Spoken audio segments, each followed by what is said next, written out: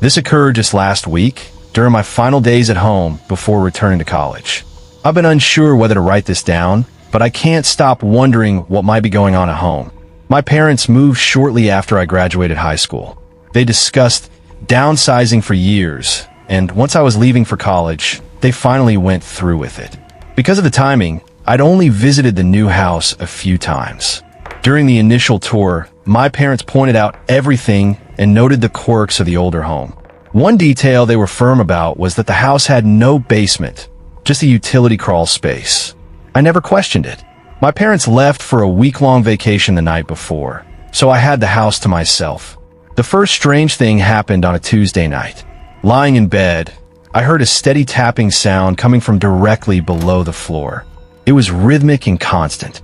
At first I blamed the heating or settling pipes, but it didn't let up, which made me doubt myself. I should know my room is on the first floor, so the noise was definitely underground. I got up and walked around, trying to locate the source, but it seemed to echo from everywhere under the floor. What was unnerving was that, according to my parents, there shouldn't be anything down there but a crawl space. The idea of sounds coming from below when there was supposedly no real space that was deeply unsettling. Eventually, the tapping stopped and I slept. The next morning, I assumed it was over, just house noises or an animal in the crawl space. I was wrong. That night, around the same time, the tapping returned, only louder. I dismissed it and went to sleep, though I felt far more uneasy than the night before. When it happened a third night in a row, I knew something wasn't right. That time, things escalated. Along with tapping, there were dragging and scraping sounds like claws raking and pulling at something. That's the best way I can describe it. I kept trying to match what I heard with what I knew of the house. Logic insisted there was an explanation, but I couldn't find one. The sounds were too clear, too deliberate, to write off as normal anymore. I wondered if my parents were mistaken about the basement, or if there was utility access I didn't know of. Either way, sitting in the dark with only scraping and tapping for company was freaky. The next morning, I called my parents. My dad told me to check the crawl space for animals. Worried something had gotten in. I really didn't want to, but felt I had no choice. The entrance is under the porch, and I had to get dirty to look properly. Holding my breath, terrified of what I might find, I discovered nothing, not even signs of animals. My dad was satisfied and told me not to worry, but I was unsatisfied, even frustrated by the lack of answers. I started searching for other explanations. Maybe there was external access I'd missed, or signs of animals elsewhere. Walking the perimeter, I noticed a pile of old construction materials leaning against the house. Lumber, tarps, concrete blocks, things that looked leftover from some past project. I'd seen them before, but never paid attention. I began moving things, thinking they might cover an opening animals used. What I found was much worse. Hidden behind the materials was a storm door, partially painted over and clearly in use for a long time, but definitely a real entrance. I opened it to find concrete steps leading down into what was unmistakably a basement. I stood there stunned. My parents had been completely wrong. I didn't want to go down, but I did. In the short time I was there, I realized two things. Someone had been living there based on the empty food containers scattered around, and that person was not a typical homeless individual, judging by the markings scratched into the wooden foundation. There were tally-like scratches on one pillar and what looked like demonic drawings on another. Depictions of people and animals, but twisted in a way I don't want to describe. I didn't stay longer than necessary. It was, and still is, the freakiest thing I've ever encountered. I called my parents immediately. They were shocked, insisting they never knew a basement existed, let alone that someone had lived there. My dad asked repeatedly if I was sure no one was there now. I reassured him. He said they'd cut their trip short and come home right away. After hanging up, my first move was to buy a heavy-duty padlock. I secured the storm door from the outside, thinking that would keep whoever it was from returning. That same night, I was woken by aggressive banging and rattling from outside. I knew instantly what it was. Someone was trying to get back into the basement, clearly furious the door was locked. The banging was so loud and violent, I feared they'd break it down. I froze, heart racing, unable to move. When the banging stopped, it jarred me loose. I crept to the window, just in time to see a figure sprint across the backyard into the darkness. I couldn't make out any details, but seeing them run made everything feel more real and threatening. The rest of the night is a blur, mostly because I was so terrified and shaken, as much as I hate to admit it. The police searched the house thoroughly, including the basement, but found nothing. They could only promise increased patrols. My parents returned the next day and insisted everything would be fine now that they were home. They said we'd find a permanent solution together and that I shouldn't worry. I left for college the next morning as planned, but I was, and still am, extremely unsettled. It felt wrong leaving my parents there, especially since we know nothing about the person who'd been living in our house, possibly for a very long time. It's only been a few days since I left, and I've been anxiously waiting to hear from my parents about whether anything else has happened. So far, nothing has, but that hasn't eased my mind. I can't stop thinking about those horrible markings in the basement, especially those sadistic drawings. I can't imagine what that person was doing down there. To be honest, I'm really scared that something else is going to happen.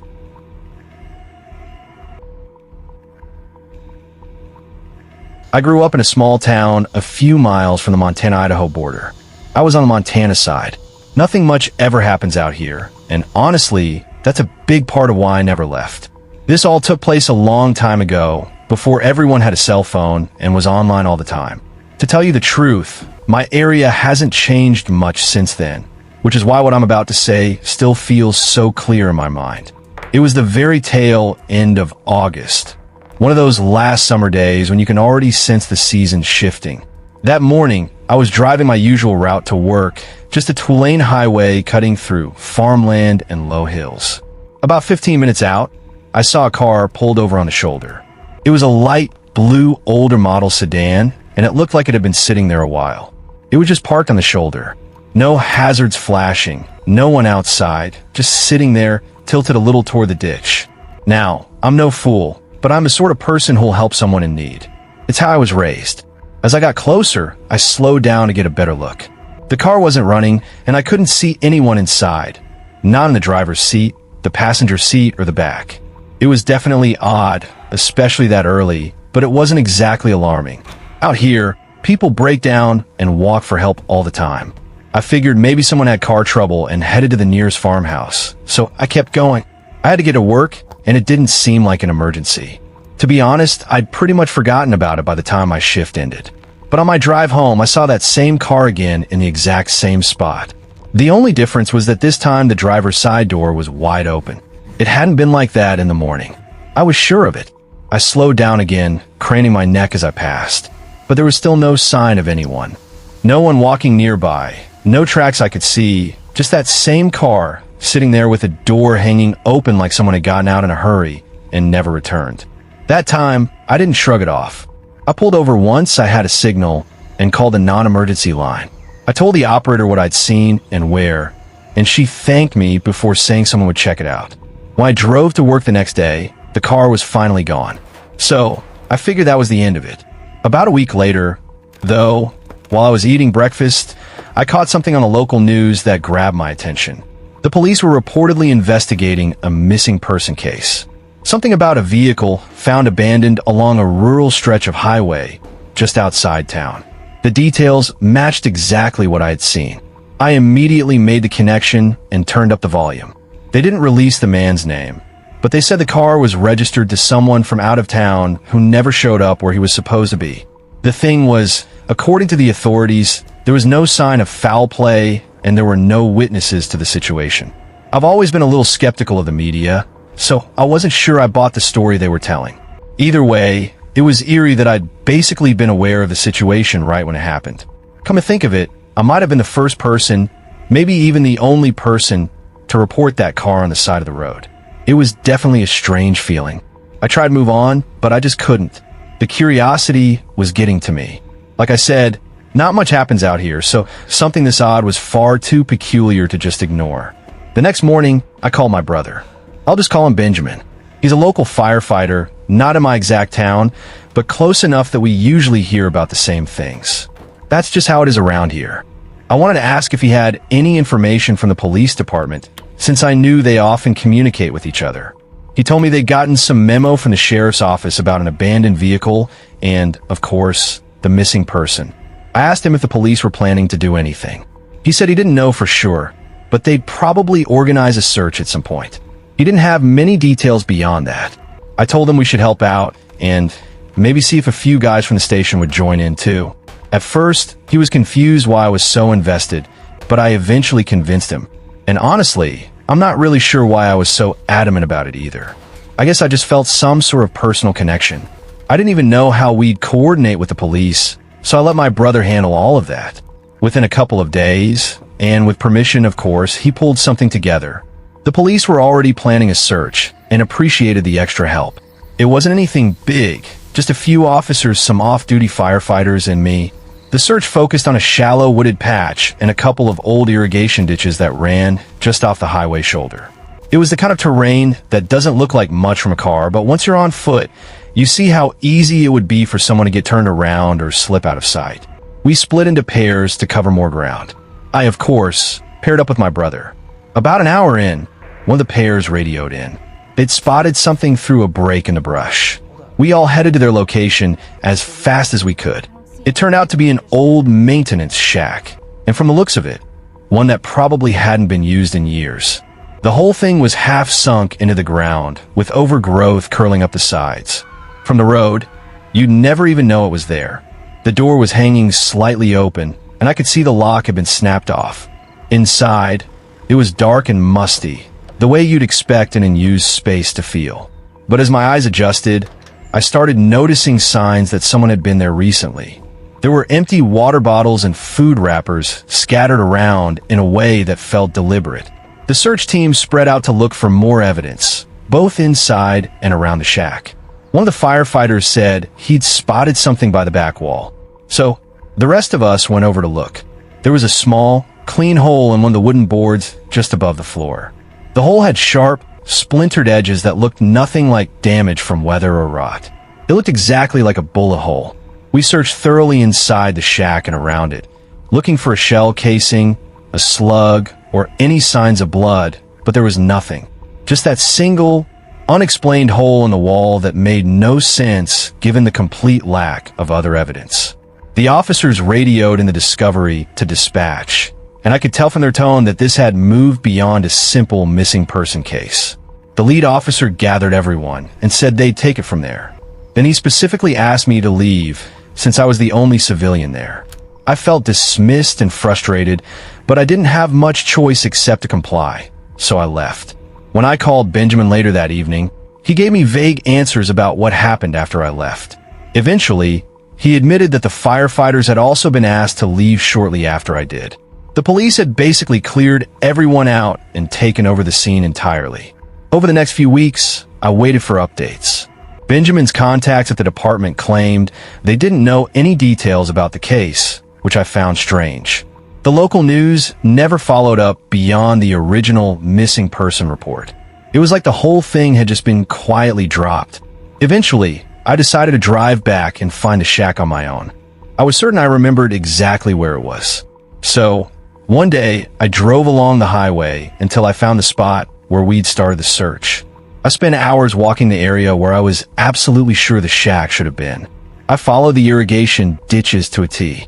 Everything from the terrain to the sky looked exactly the same as it had that day, but there was nothing. No shack in sight. I started questioning my own memory. I thought maybe there was a slight chance I wasn't looking in the exact right spot.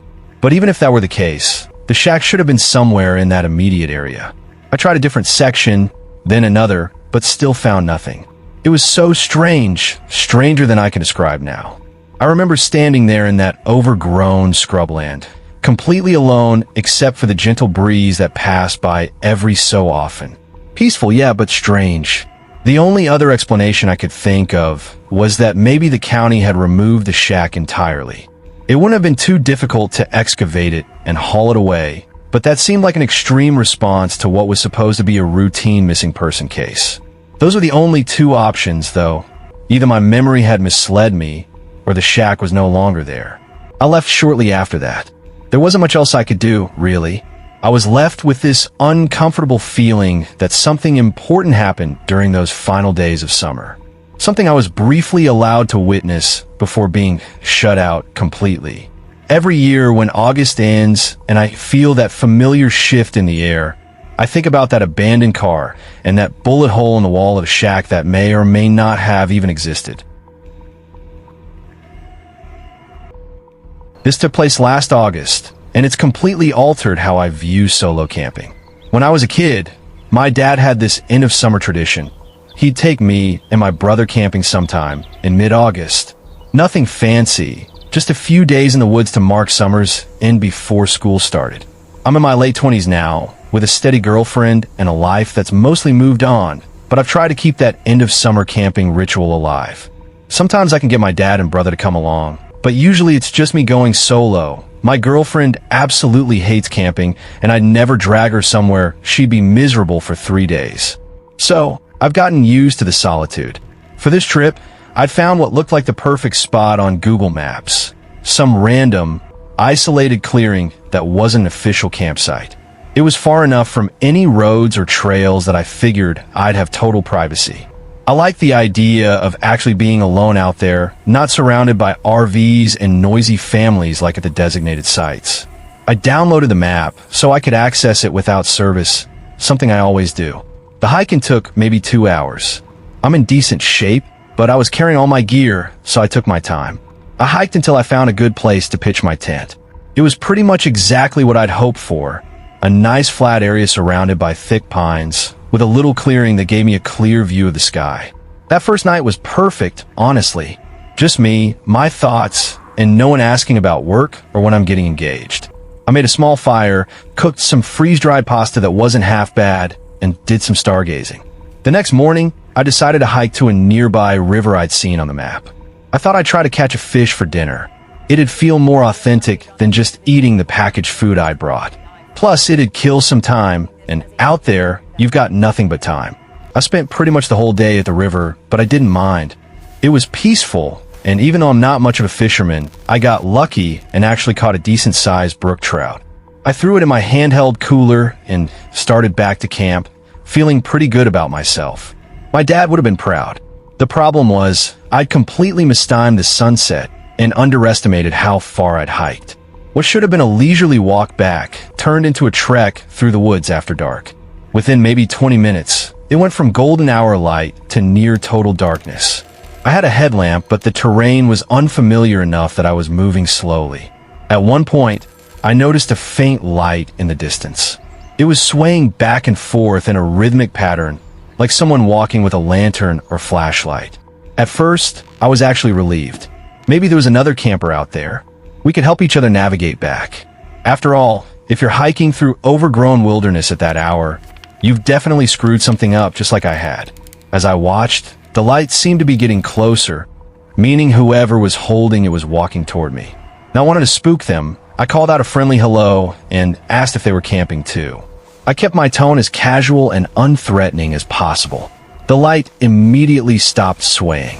It sat perfectly still for several seconds, which struck me as odd.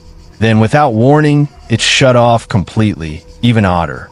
A few more seconds passed as I stared at the now pitch-black spot where the light had been. And then, out of nowhere, I heard this violent crashing through the underbrush like someone running full speed through the forest, not toward or away from me, but off to the left, perpendicular to where I stood. It was unmistakable. My heart was pounding pretty hard by then. The whole thing was really disturbing. I can't even describe how uncomfortable I felt. Everything about it felt wrong. Why would someone run away like that? Even if I'd startled them, a normal reaction would be to say something back, right? Or at least back away slowly, not bolt through the woods in the dark. I tried rationalizing it the whole way back to camp. The best explanation I could come up with was that I'd scared them by calling out. After all, they had no way of knowing I meant no harm, and meeting a stranger in the middle of nowhere at night could spook anyone. But still, I couldn't shake the feeling that something was off. The area was so secluded, it seemed unlikely there'd be other campers around, and most people would at least respond when someone calls out in a friendly way. I picked up the pace and made it back to my campsite, but I was so unsettled I didn't even bother making a fire to cook the fish. I just sat in my tent, ate some packed food, and try to read my book before turning in early. I'm normally a pretty heavy sleeper, especially when I'm camping and worn out from hiking. So when I woke up randomly in the middle of the night, I knew something wasn't right. I listened for a few minutes, but everything sounded normal, just the usual forest noises. Before trying to go back to sleep, I realized I needed to step outside to relieve myself. I unzipped my tent and started to poke my head out. The moon was bright enough that I could see the clearing without my headlamp. The moment I got a clear view of my campsite, I froze. There was someone standing there, maybe 15 feet from my tent. I couldn't make out any details, just the silhouette of a person where there absolutely shouldn't have been anyone. They were standing perfectly still, like they were watching my tent. I'd never been in a situation like that before, and I honestly had no idea what to do. My mind was racing, but my body wouldn't move. Surely, whoever was out there had seen or heard me unzip the tent, and they probably knew I hadn't noticed them yet.